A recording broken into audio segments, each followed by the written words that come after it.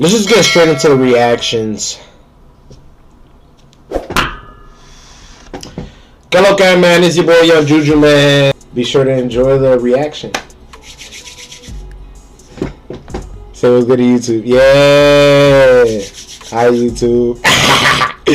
When was Ronaldo's prime? When was Ronaldo's prime?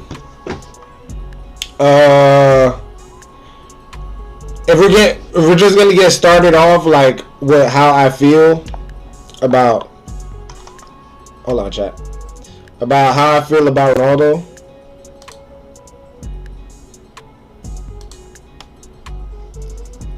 The way I feel about Ronaldo is he's a pure class. We obviously know that. When was his prime? People obviously are gonna say Real Madrid. You really can't compete with that because that's where he did the most product. That obviously, but everyone has a different Ronaldo, like favorite Ronaldo. You know what I mean? Like, you got youngster. I don't really know too much about this Ronaldo. Like, Sporting Ronaldo, he was alright. But this nigga, playmaker, goal scorer, playmaker, pure is goal scoring at its finest. Purest, like the way he was just always in the right position, headers, long shots. He wasn't dribbling. Like don't get me wrong. Nah. I'm chatting. 2021 Juve Ronaldo, yo. That nigga, he had like the craziest dribble package. Like, he was definitely a demon. I don't know what he was doing, but that nigga was tripping, bro.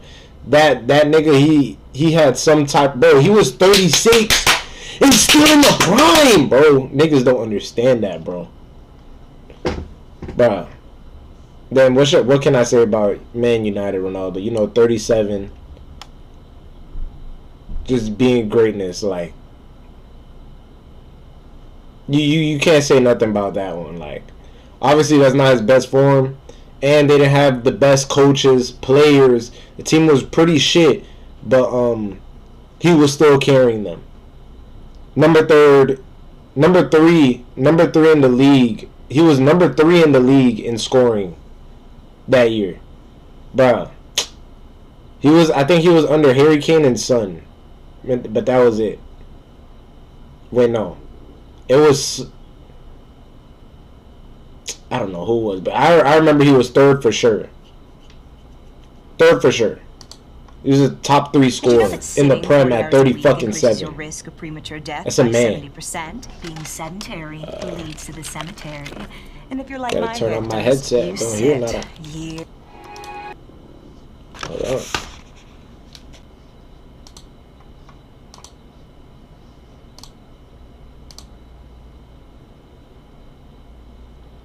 His peak. When was his prime? Oh my god, I'm about to nut. Let's get it started, YouTube.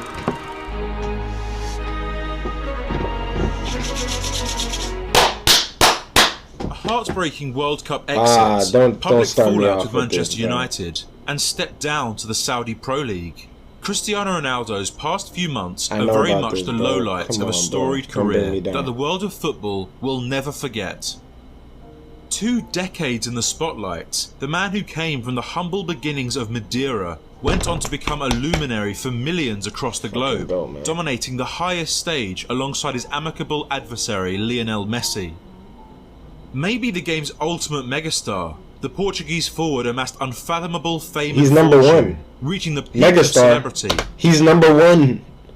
He's number one for a reason. Everyone knows it. Look, but it's never led him astray. Always preaching the good word of hard work. Bro, you look at Ronaldo and you look at Messi, they're 2 different players. Like, Ronaldo looks much like Pele, who went to New York for his last 2 playing years. Just a pure man. CR7 looks like a man. Messi looks like a wimp that plays video games all day at home, like a pussy ass nigga that he is. Has hit an all-time low. I'm sorry. Currently midway through his 21st league campaign, He is best known for his trophy-laden seasons in England and Spain. But where and when did he play his best football? Class. Simply. Breaking into Sporting Lisbon's first team in 2002, the teen was a substitute for most of his debut year, but always showed glimpses of daring brilliance down the left flank, particularly in the summer of the following year when they met Manchester United for a meaningless friendly. The English champions were stunned by the this is what got him signed. Direct youngster by Sir Alex. A chance yes, to impress, yes. Hey, y'all niggas don't know about that shit. Alex Ferguson, who went on to drop over £12 million for the services of a hugely exciting player. Having only been a pro for a year, the 18-year-old was flown to the north of England as the fresh prospect of a European juggernaut. And after a superb debut, I just was so happy built, to see him. yet it became clear that in order to fulfill his rich potential and thrive in the Premier League, certain aspects of his game had to evolve. 6 goals in his first year, while used half the time from off the bench, was a strong start. However, criticism came his way for the use of elaborate and unnecessary skills, which was less accepted in that era of English football. Still, the season ended well for the starlet, heading the opener into Millwall's net en route to his first piece of British silverware, the 2004 FA Cup, giving Ronaldo a taste of what he could achieve at United. Signs of development were seen in the latter half of his second year, bagging 8 goals between January and May, with particularly impressive showings against Newcastle in the Cup and Arsenal's Invincibles. Still deployed out wide, he was a traditional winger, using his lightning pace and agility to spin fullbacks, but enjoyed dropping deeper to receive the ball and carry it forward, helping the team move more fluidly in the attack. He's just so dirt. This is like, bro, as a kid, bro, I'm gonna tell y'all something right now. Like, coming from America as well, Florida, bro. Nobody watches fucking soccer, bro. Nobody watches this shit. So I have my best friend, one of my best friends, Isaac, the white goat Lanzis. You guys will never know. You guys are gonna eventually know about him. But bro, and agility. This nigga Isaac put me on, bro. We were jits. To spin fullbacks, he enjoyed dropping deeper to receive the ball and carry it forward, helping the team move more fluidly in the attack. With Ruud van Nistelrooy as the target man, I didn't know about Ronaldo obviously at this age because I'm just being born. To provide for the number 10, and Ronaldo was an accurate crosser on either foot, racking up 7 assists across the months. Though consistency was the prominent issue. Teammates such as Gary Neville have described Cristiano as talented but frustrating during his initial years in Manchester, and despite improving, he would occasionally play selfishly and showboat, which famously annoyed the Dutch marksman. Fuck that nigga there! He again performed well throughout. Shooting him, whips his dick out. In 506, a handful of incidents hinted that he also needed to mature, especially in that summer, when featuring in his first World Cup. While facing the 3 Lions in the knockouts, Ronaldo had prompted the referee to send off Rooney, causing English uproar. And upon the number 7's return that's what you gotta do, bro. He faced a chorus of boos. It's football. And ironically, it was in this season when the winger found his best form yet, thanks to René Mullensteen's inspired coaching. During a sabbatical-like isolated training period, the Dutchman had Cristiano's entire focus, so that through unique drills, the Portuguese troublemaker could become more practical. As a result of Mullensteen's 2 cents, Ronaldo returned to the pitch more concerned with the quantity of his goals than the quality, and therefore he became a better teammate, passing more frequently and running off the ball more cleverly. Instead of attempting a ridiculous long shot or unlikely slaloming run, CR7 looked to get in the box for the assured finish, and thus he achieved his best stats so far, converting over 20 across all competitions, including 3 consecutive league braces, with 14 assists as well to boast. Oh my god! After the summer, he seemed more determined to win and would quite often step up in the important matches, winning his first 2 League Player of the Month awards back-to-back at the end of 2006 as Manchester United reclaimed the top spot. European success remained elusive, Yet after 4 years in England, the improved trickster was able to get his hands on the coveted Premier League title. And having proved pivotal for the Reds as their top scorer, Ronaldo picked up 8 individual awards for his efforts across the year. What was also clear by this time was Ronaldo's physical development. Arriving in 03 a wiry speedster, he was now a muscular athlete with strong running legs, broader shoulders. Bro, the development with this man, bro, was so crazy, bro. The comeback in this GOAT race, that's why he's the GOAT, bro. Honestly, bro. Coaches had formulated a supreme Honestly, that's why this nigga the GOAT, bro. And goal-scoring aptitude was There's nothing else you can't say, bro. Like, bro, Ferguson combined Rooney, Messi Ronaldo, had 4 Ballon d'Ors, bro. Ronaldo had 1 Ballon d'Or. Most lethal front lines. And brought that shit back. The trio were breathtaking at times and has been robbed multiple times. Skillful, while also aggressive and tenacious to establish himself as one of the very best to ever play the game. Accomplishing quite literally everything with Real, it was time to move on, venturing into a new country as the most expensive ever transfer to an Italian team, putting pen to paper for Juventus, Serie A's most successful club. Desperate for the big ears, the serial winners had lost 3 finals since last victorious in '96, and the addition of Ronaldo was Andrea Agnelli's ambitious effort to return the cup to Turin. The Portuguese attacker played in a variety of roles under Allegri throughout his debut year, dividing his time between the number 9 role that he'd taken up since 2017 and his original spot on the left of the front 3. Allotted the prerogative to drop deep, go wide, or switch sides in game, Cristiano adjusted well, producing game-winning goals across the months to shine for the Bianconeri as they continued domestic dominance with an 8th consecutive Scudetto. With 21 Serie A goals, he was Juve's leading scorer, and despite adding another 6 to his absurd Champions League tally, included in which was an exceptional hat-trick to narrowly overcome Atletico, the Italians fell short, dropping out to an admirable but beatable young Ajax side. Unfortunately, this summarises the winger's stint in the black and white. Successful, but not in the way intended. Awarded the Capocannoniere for stacking up over 30 goals in the following 2 campaigns. Bro, Juve's problem, bro, when he was here this whole time, bro, Dybala fell off. He had to leave this team.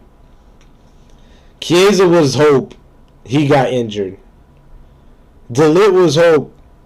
He was injured. We had to settle. But if you're a Juve player, and we had Cancelo, and we gave him to Man City the year after. He was so good, bro. Like, but look at who we had on our team. This is who we had to deal with. Do y'all know who this is? Do y'all know who this is?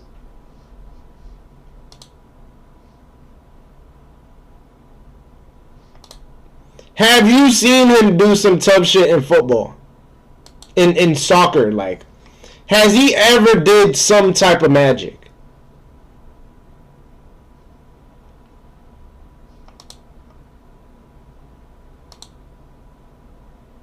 This guy fucking stinks! I don't care what nobody say. This nigga should not be on the same team as CR7. Who is he? They found this nigga straight out the Brazilian league, bro. Oh, wait, no. Wait, this was the trade.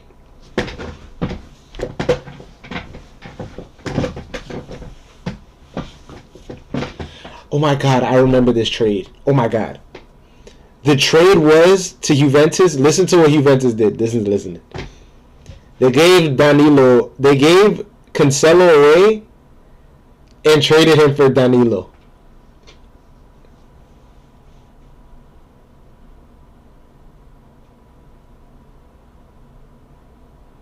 Let me tell you again. Cancelo for Danilo. Look. You gotta know this guy. You know who this guy is. Yeah, this is the nigga that be running from the right side to the midfield, and he be chipping it over, like, you feel me? screamer goals, shooting from damn near the half field for that bozo. Goddamn. They screaming in my hood, bro. But yeah, bro. We traded Cancelo for Danilo. Shit. This team was going to shit. We had this nigga at center back. Look at where he's at now. And this nigga's 28 years old. Where's this guy playing? Oh, in the fucking Saudi league. He's playing in the fucking Saudi league.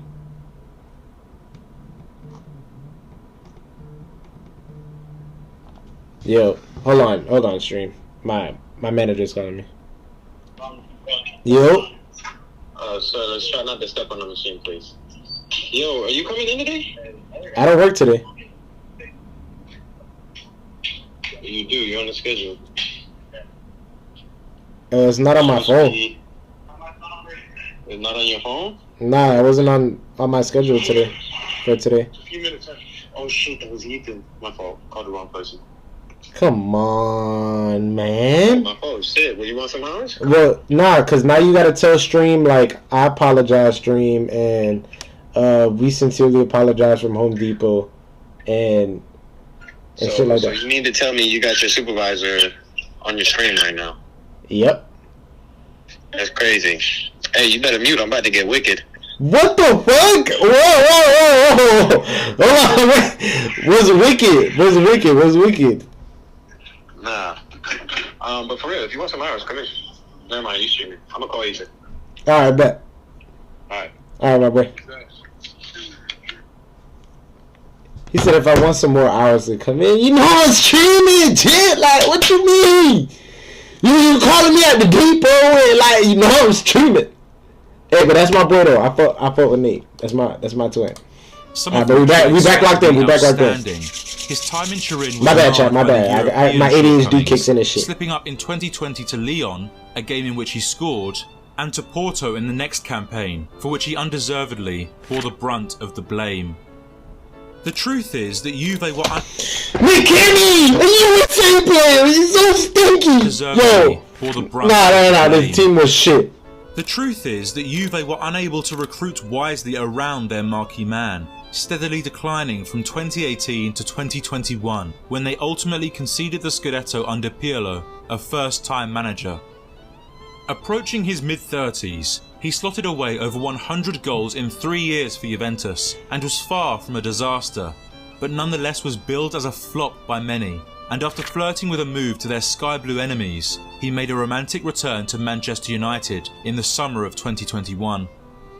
His homecoming was widely publicised, with shirt sales inside the first day breaking the record, and things couldn't have started better, putting a pair past Newcastle on his second debut and saving the team on the 37 years old Champions League to escape a tough group. Former teammate Ole Gunnar niggas don't know how old he as is, manager bro. mid-season to be replaced by Ralf Rangnick as interim, and reportedly relations between the Germans. I forgot about this shit coach. Yo, once Ole left, we picked up a random nigga thought there was hope. Who the fuck was this nigga? They were talking about he was like the godfather of football and like he got knowledge. This nigga ain't have no knowledge. All my life he had no knowledge on soccer. Like this team was shit. As interim. This team was shit. Relations between the German sporting director and Ronaldo quickly turned fractious, causing the number 7's drop in form. Enduring a 2-month dry spell, the 37-year-old bounced back and concluded the campaign well with 9 goals from his final 7 appearances, taking his tally to 24 in all, the most for the struggling club in 21-22. Nevertheless, he and the club faced major criticism for finishing 6th in the Prem and going trophyless for a 5th year in a row, Ronaldo's first time doing so in over a decade. After much anticipation, Erik ten Hag was appointed, and believing Ronaldo wasn't the right man for his system, the Dutchman benched him for most of the domestic games as the season got underway.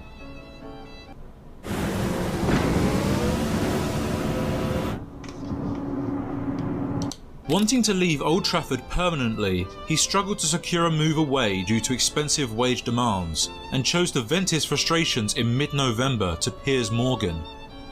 The interview went mega viral and United terminated his contract within a week, granting his wish just a few days into the 2022 Qatar World Cup.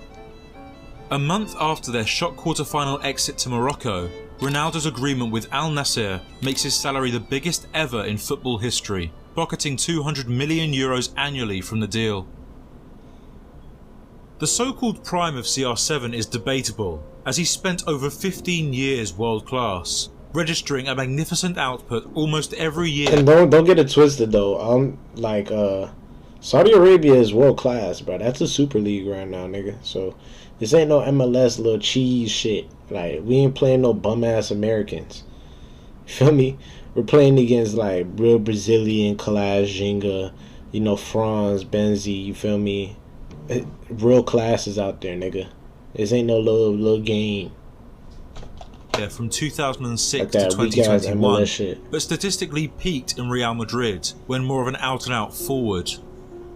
However, but he numbers alone do not define a player like Ronaldo. How I see it, the Portuguese virtuoso had different types of primes across his amazing career. The dribbling prime was seen between 2003 and 06, That's the what that early is, Manchester nigga. years, when a pure winger who wanted to beat a man with street skills and wasn't relied on for goals, still needing to learn the ropes of the Premier League.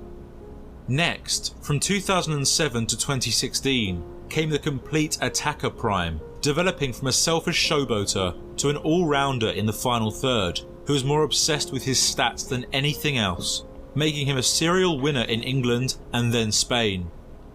Transformed into a goal-scoring machine, he excelled as an inverted left winger under Mourinho and Ancelotti, demolishing teams on his own week in, week out. Crazy. Driven on by Messi, this was Ronaldo at his most entertaining, still a swift dribbler with the skills of his younger self, but more clinical as the stats show. Third and most recent was his poaching prime, witnessed in the latter couple of Madrid years and Juventus seasons. In Zidane's team, the number 7 was the planet's best box player, improving his positional sense and link-up play as a central striker. Yet it's subjective. Whether you loved seeing him spam the step-overs, making the Premier League his personal playground, or breaking every imaginable Real record as the star of the Bernabeu, Cristiano Ronaldo has been a step above whenever or wherever he trod on the pitch, and is one of the few to have etched his name permanently in the history book of the beautiful game. What was your favourite era of CR7? Please like and subscribe to the channel, and also leave comments telling me. My favorite was probably definitely Yo. Messi Barber is not way better. Messi. Anything with Messi is not better. Anything with that stink ass nigga is not better. Ronaldo's best season, chat. In my opinion, here's what we coming out with for the best season. Like his prime, like, bruh, he was so old and just so class. Like, that nigga's like LeBron, bro. He's like LeBron. Remember that shit. Little nigga. Little dumb little nigga. Cause y'all niggas be chatting about this nigga better than this nigga that. Man, he ain't shit. But hey, man, if you enjoyed the video, be sure to like, comment, subscribe. It's been your boy Young Juju. And you know what it is, man. Que lo que? We out here.